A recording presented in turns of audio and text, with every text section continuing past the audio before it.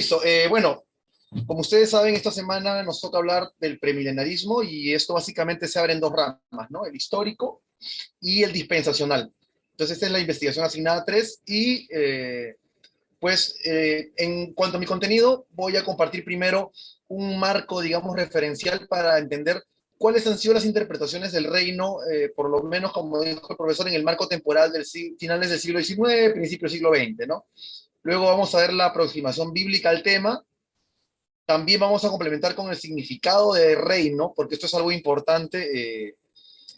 Y finalmente vamos a mostrar el paradigma del reino, ¿no? O sea, todo el sistema, el sistema doctrinal que nos habla acerca de esta parte de la palabra de Dios, ¿no? Y finalmente voy a comentar pues algo de la naturaleza de este reino, ¿no? A partir de las parábolas en Mateo 13 y el capítulo 4 de Marcos, que nos da pues un acercamiento a en qué consiste este reino, ¿no? Para llegar finalmente a mis conclusiones. Voy a tratar de ir muy rápido porque como verán la agenda es bastante recargada. Entonces, aquí empezamos. De cara a las interpretaciones del reino, tenemos como que tres enfoques bien marcados, ¿no? El primero tiene que ver con un enfoque que considera el reino como un tema espiritual, un tema interno, ¿no? Y está representado por Adolf van Harnack, ¿no? Por otro lado, ya habíamos visto algo de esto también en la clase anterior. Charles Dodd representa al enfoque del reino, el reino presente, ¿no? Y él pues considera que ese reino llegó a nosotros con la venida del Señor Jesucristo, ¿no? Él lo considera él como una figura central y de importancia suprema para pensar que el reino ya había llegado con él. Y en el otro extremo digamos, del espectro tenemos a Albert Schweitzer, que más bien ve en el reino un tema futuro, ¿no? Un tema apocalíptico. Entonces, él considera que el reino más bien va a ocurrir cuando el Señor regrese por segunda vez. ¿Ok? Ahora, con respecto a la aproximación bíblica también es bastante difusa, ¿no? Como ya acaban de ver, diferentes teólogos consideran diferentes enfoques, pero cuando nos acercamos a la Biblia vamos a ver algo parecido, ¿no? Por un lado, la Biblia habla acerca del reino de Dios como un tema no de comida o bebida, sino de justicia, paz, gozo, y todo esto pues nos conduce a pensar en una realidad presente, pero de tipo espiritual, ¿no? Justicia, paz y gozo son todos temas internos en el hombre, ¿no? Entonces, por un lado tenemos la realidad presente del reino, pero a nivel espiritual, ¿no? Pero también tenemos versículos como Mateo capítulo 25, 34, en donde el Señor nos habla del reino en términos de herencia, ¿no? Lo cual nos lleva a pensar en el reino ya más bien no como un tema presente, sino como un tema futuro, ¿no? Entonces ahí nomás ya tenemos un dilema, vamos a decirlo, o una tensión teológica, ¿no? Luego tenemos en tercer lugar versículos como Colosenses capítulo 1, verso 13, en donde se nos dice que el Señor nos ha librado de la potencia de las tinieblas y nos ha trasladado al reino de su amado Hijo. O sea, esto nos habla de cristianos que ya entraron en el reino en el momento en que la Biblia se está escribiendo, el Nuevo Testamento se está escribiendo, ¿no? Pero por otro lado tenemos Mateo capítulo 8, verso 11, en donde se nos habla de personas que van a entrar en el futuro en el reino. Y acá vemos otra tensión, ¿no? Por un lado se nos dice que los cristianos ya habían entrado en el reino, pero por otro lado se nos dice que debemos esperar todavía la entrada a este reino, ¿no? Además les dije que quería complementar esto con el significado de reino, y aquí quiero contrastar los enfoques, un poquito basado también en cómo desarrolla Lat su trabajo, ¿no? El que ha sido el que ha sido fuente para esta presentación. Entonces, él por un lado nos lleva al significado que podemos encontrar hoy por hoy en un diccionario moderno, ¿no? Y aquí básicamente reino responde a dos acepciones. O significa el territorio sobre el cual el rey gobierna, o significa el pueblo, ¿no? Los habitantes sobre los que este rey tiene o este gobernante ejerce dominio, ¿no? Sin embargo, lo interesante aquí es que ninguno de estos significados eh, apoya o nos ayuda a clarificar el tema, ¿no? ¿Por qué? Por ejemplo, si aplicamos estos significados modernos a los versículos de los que ya hablé, Entonces, acá hablaríamos, por ejemplo, tomando Romanos capítulo 14, diríamos, porque el reino de Dios no es comida ni bebida. Entonces, acá, aplicando los conceptos modernos, estaríamos hablando, por poner un ejemplo, ¿no? Hoy por hoy, por ejemplo, un reino muy conocido es el reino de España, ¿no? España funciona con este enfoque monárquico, ¿no? Y diríamos, ¿no? Porque, por decir algo, ¿no? Porque España de Dios no es comida ni bebida, sino justicia, paz y gozo, y eso no concuerda, ¿verdad? Tampoco concuerda si habláramos de los españoles, ¿no? Entonces, si aplicamos estos dos términos modernos a cada uno de los versículos que vemos en la Biblia, pues nos vamos a dar cuenta que no se adaptan. ¿Por qué?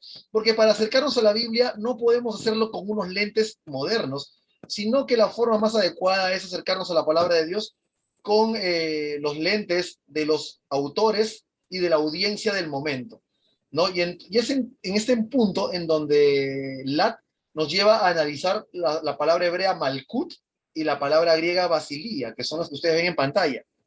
Y en este caso, ambas nos hablan no de un territorio, no de un pueblo, sino más bien de la soberanía, del rango, de la autoridad, del derecho que tiene el Señor de gobernar. Por lo tanto, aquí se sienta ya una primera base, ¿no? Que nos explica que el reino, bajo el enfoque bíblico, no tiene nada que ver con una realidad material, sino más bien que es la soberanía y el gobierno de Dios sobre el universo. ¿Ok? Entonces, dicho esto, vamos a entrar allí ya al paradigma del reino. Voy a tratar de ir despacio y ser lo más simple posible, porque en este solo cuadro he tratado de sintetizar varias páginas del estudio de este teólogo, ¿no? Lat. Entonces, voy a tratar, permítanme por favor confirmar si ustedes ven mi puntero. ¿Pueden ver el puntero o no? Sí, sí. ¿Hola? Sí, sí, mira. Sí, es visible. Ok, perfecto. Entonces, en este paradigma, toda la historia de la humanidad comienza con la creación, representada con esta letra C. Y la historia de la humanidad avanza, en un momento dado se encuentra con la resurrección de Cristo, ¿no? Que ocurrió más o menos hace 2000 años. Sin embargo, sigue avanzando y todo este momento, este intervalo temporal, es conocido en la Biblia como la era presente, ¿no? Ahora, aquí es importante entender que la palabra de Dios es clara al separar la historia humana en dos momentos, en la era presente y en la era venidera, ¿no? De hecho, hay varios versículos, por ejemplo, cuando el Señor está enseñando acerca de la blasfemia del Espíritu Santo, ¿no? Él dice, cualquier cosa que ustedes hagan contra el Hijo puede ser perdonada, pero la blasfemia contra el Espíritu Santo no va a ser perdonada en esta era ni en la era venidera. Del mismo modo, podemos ver este enfoque en Efesios 1:21, ¿no? Que nos habla del siglo presente y del siglo venidero. E incluso también en Romanos, cuando Pablo habla y exhorta acerca de no conformarnos con este siglo, ¿no? Entonces, se establece claramente dos eras, dos momentos, la era presente y la era venidera. Pero además, el punto de inflexión de estas eras se da mediante la resurrección, perdón, mediante la parucía, la venida del Señor Jesucristo, ¿no? Por eso yo pongo aquí este versículo central, que es Mateo 24:3, ¿no? Los discípulos le preguntan al Señor, Señor, ¿cuándo sucederá esto y cuál será la señal de tu venida y de la consumación de este siglo? Entonces, este versículo, y por supuesto otros más que no voy a mencionar ahora por temas de tiempo, pero tenemos apoyatura bíblica para entender que el punto de inflexión entre la era presente y la era venidera es la parucía, la segunda venida del Señor, ¿no? Pero en esta parucía ocurren varias cosas, no solamente ocurre la venida del Señor, sino que esta viene acompañada de la resurrección primera, esta resurrección de los santos, que es una resurrección para entrar pues a la era venidera y a gobernar con el Señor Jesucristo, ¿no? Eh, Ahora, esta parucía nos separa estas dos eras, pero además también, si ustedes se dan cuenta, la era venidera, el autor la marca por encima de la era presente. Estamos hablando de dos dimensiones distintas. Hay una era presente que está en un nivel bajo y hay una era venidera que está en un nivel alto. ¿Por qué? Porque la era presente, desde el registro bíblico, podemos entender que es una era caracterizada por la muerte, la enfermedad, los buenos y los malos conviven juntos sin ser separados y Satanás está como príncipe de este mundo. ¿no? Mientras que la era venidera tiene otras características. Esta era se caracteriza por una temporada de vida, de salud, de gozo incomparable, de separación de buenos y malos, ¿no? Aquí vamos a ser separados y Satanás va a ser derrotado, ¿no? Uh, ¿Qué más? Hay un intervalo de tiempo significativo también que es llamado o denominado el milenio, ¿no? Si ustedes recuerdan, el libro de Apocalipsis nos habla del momento en que los justos o aquellos que fueron justificados por la relación, por la fe que tenían en el Señor Jesucristo, reinaron con Él por 1000 años. Ahora, acá también cabe resaltar que el autor no se anima a decir que se tratan de 1000 años literales, sino que prefiere hablar acerca de una temporada larga de tiempo. ¿Ok? Ahora, ¿qué más ocurre durante estos 1000 años? Bueno, estos 1000 años, como ya lo hemos dicho, inician con la parucía o la segunda venida del Señor, donde se lleva a cabo la primera resurrección, pero además Satanás es atado por este mismo periodo, ¿no? Es atado, desencadenado por 1000 años, que es el mismo periodo en donde Jesucristo va a reinar con su iglesia de forma terrena. Pero este periodo va a culminar en la segunda resurrección, que es la resurrección de aquellos que fueron rebeldes al Señor Jesucristo, y esta segunda resurrección va a ser más bien para juicio, ¿no? ¿Qué otra cosa ocurre en este punto? Pues ocurre la derrota definitiva de Satanás, porque luego del periodo de 1000 años, Satanás es liberado para una confrontación final y una derrota definitiva, lo cual va a culminar en la derrota de Satanás, del pecado y de la muerte, que es el enemigo que finalmente va a ser derrotado. Y entonces, todos estos, incluyendo a aquellos que se mantuvieron rebeldes hasta este punto al Señor, van a ser lanzados al lago que arde con fuego y azufre, y finalmente esto nos dará la entrada al estado eterno, que está simbolizado con una E. Ahora, aquí hay algo adicional con lo que yo quiero terminar y que también es interesante este enfoque, y es el hecho de que si bien es cierto, la era venidera, perdón, la eternidad va a ocurrir en este punto cuando el milenio acabe, lo cual nos habla de un reino futuro, ¿no?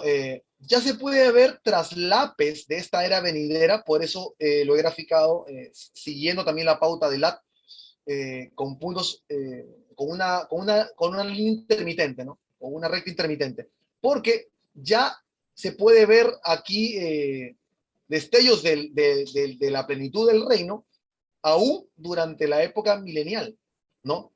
Y es más, de hecho, podemos encontrar suficiente apoyo bíblico para pensar que también estamos viviendo el reino ya desde la era presente, lo cual inició en la segunda venida de Cristo, perdón, en la primera venida de Cristo, ¿no? Por eso aquí hay una línea tenue también, intermitente, pero de otro color, ¿no? Por ejemplo, la Biblia nos habla de aquellos que gustaron de los poderes del siglo venidero. ¿Qué quiere decir esto? Que el reino estaba en el futuro, pero que en el presente ya podíamos gustar, por lo menos, podíamos gustar de este reino futuro, pero en algún nivel, ¿no? En el presente. También se nos dice que Cristo vino a librarnos del presente siglo malo. Es decir, ya teníamos la experiencia de haber sido liberados del siglo presente en algún punto, en algún nivel, con la venida de Cristo, la primera venida, ¿no? En su ministerio terrenal.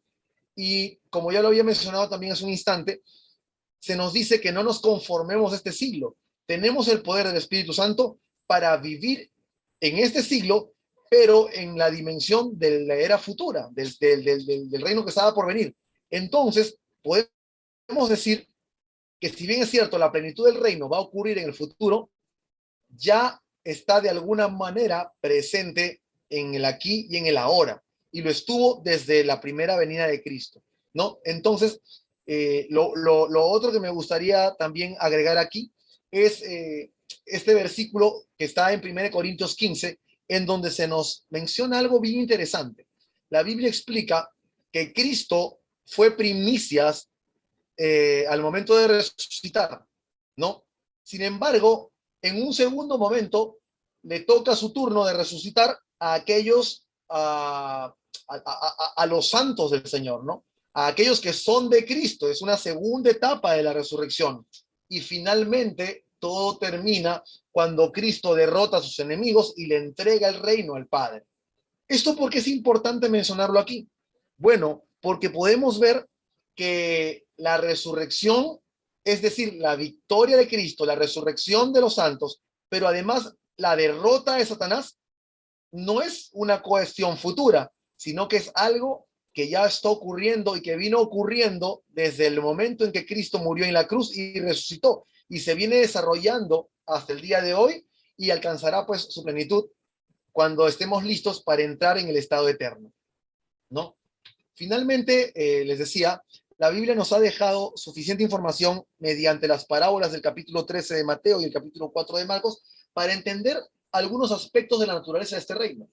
Por ejemplo, en la parábola del sembrador vemos que la palabra es entregada, pero el corazón del hombre, representado por los diversos tipos de terreno, es capaz de resistir esta palabra. Es decir, en este momento, el reino no es una cuestión que se impone, no es una cuestión que avasalla la naturaleza humana, sino que la respeta y que es resistible, ¿no?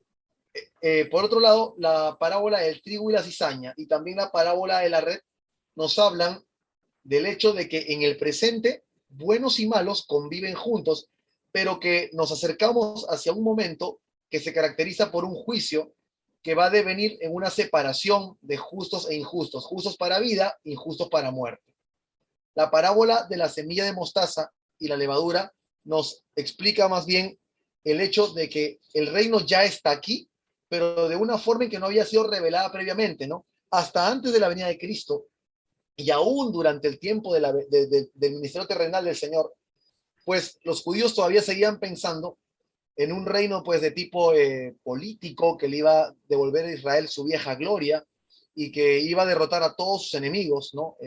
Sin embargo, cuando Cristo viene, el reino es inaugurado, pero es inaugurado de una forma distinta, ¿no? De una forma humilde, vamos a decirlo así, eh, de perfil bajo, pero que viene creciendo y se aproxima hacia un periodo de plenitud, ¿no? Luego, la parábola del tesoro y de la perla de gran precio nos habla del hecho de que el reino, para adquirirlo, ¿no? Ya saben ustedes que la parábola pues, del tesoro y la perla de gran precio van más o menos de lo mismo, ¿no? Hay una persona que se entera del tesoro o que encuentra una perla de gran precio y vende todo lo que tiene con tal de conseguir este tesoro, con tal de conseguir esta perla. Y finalmente, la parábola de la semilla que crece, que no está en Mateo, que solo aparece en el capítulo 4 de Marcos, nos enseña claramente que el reino es una proeza completa del Señor. Nosotros somos simples actores, pero sin mayor relevancia, porque el reino es una cuestión de Él enteramente. Entonces, yo llego a las siguientes conclusiones. Por un lado, ya lo había mencionado casi al iniciar esta exposición, el reino básicamente significa el señorío de Dios sobre todo lo creado. Segundo, la plenitud del reino se alcanzará en el futuro, ¿no? Tercero, el reino ya está aquí, fue manifestado, anunciado y enseñado por Cristo y ya está presente entre los hombres, pero de un modo en que no se lo esperaban, por lo menos los judíos de su época, ¿no? Y finalmente, considero que para definir al reino es apropiado utilizar entonces la frase ya y todavía no, porque el reino definitivamente impactó la historia humana cuando Cristo vino, pero en una faceta. Y se espera otra faceta distinta y plena en el futuro, ¿no? Entonces, por mi lado, eso es todo. Muchas gracias.